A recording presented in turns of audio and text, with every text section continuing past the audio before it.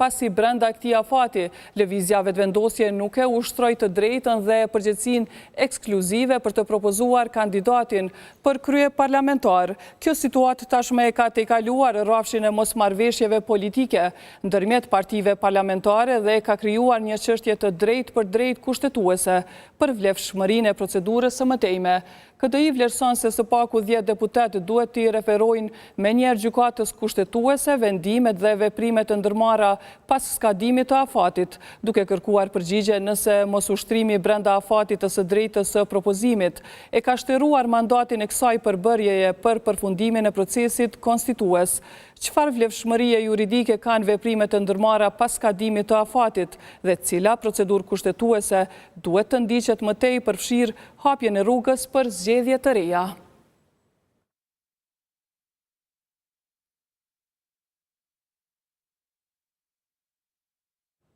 Do të flasim tani për veteranët e UÇK-s, të cilët